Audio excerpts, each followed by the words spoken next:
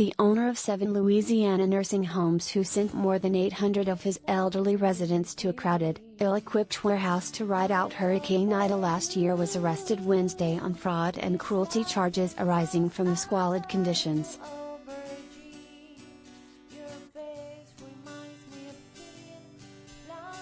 Bob Glenn Dean Jr., 68, had already lost state licenses and federal funding for crowding his residents into a facility in the town of Independence, roughly 70 miles, 110 kilometers, northwest of New Orleans.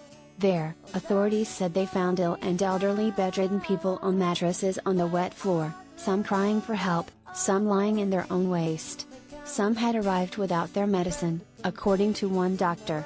Civil suits against Dean's Corporation said the ceiling leaked, toilets overflowed at the sweltering warehouse, and there was too little food and water.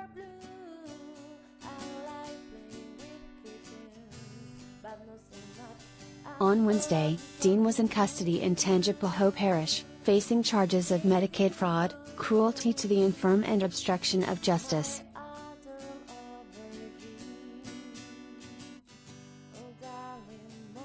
Dean's attorney, John McClendon, said Dean was informed earlier this week of the warrant against him.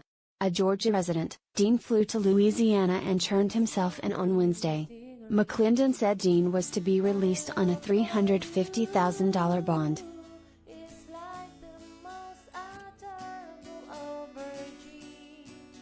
Attorney General Jeff Landry said the criminal charges stem from allegations that Dean billed Medicaid for dates his residents were not receiving proper care at the warehouse and engaged in conduct intended to intimidate or obstruct public health officials and law enforcement.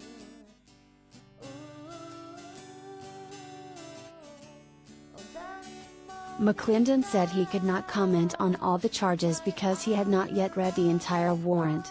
But he said during a brief interview, "I don't think Bob Dean did anything that rose to the level of criminal."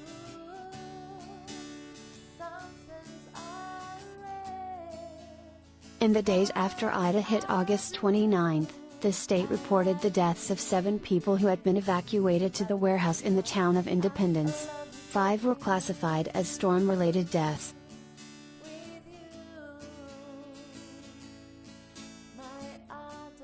Dean later lost the state licenses for his 7 facilities.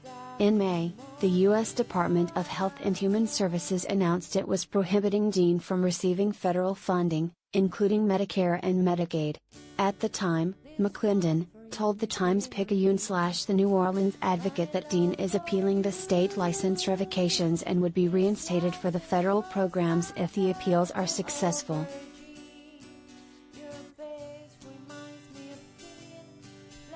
Ida blasted ashore last August as one of the most powerful storms ever to hit the U.S., knocking out power to all of New Orleans, blowing roofs off buildings and reversing the flow of the Mississippi River as it rushed from the coast into a major industrial corridor. Ida's landfall with 150 miles per hour, 240 kilometers per hour, winds also marked the first time in recorded history that a state got back-to-back years of 150 miles per hour winds or more.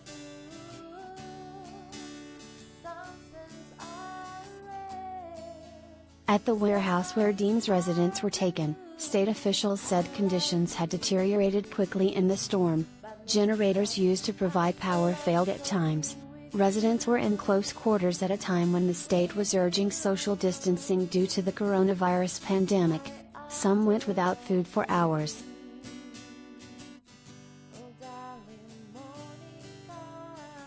Dean's nursing homes were River Palms Nursing and Rehab and Maison Orleans Healthcare Center in New Orleans, South Lafourche Nursing and Rehab in Lafourche Parish, Park Place Healthcare Nursing Home, West Jefferson Healthcare Center and Maison de Ville Nursing Home of Harvey, in Jefferson Parish, and Maison de Ville Nursing Home in Terrebonne Parish.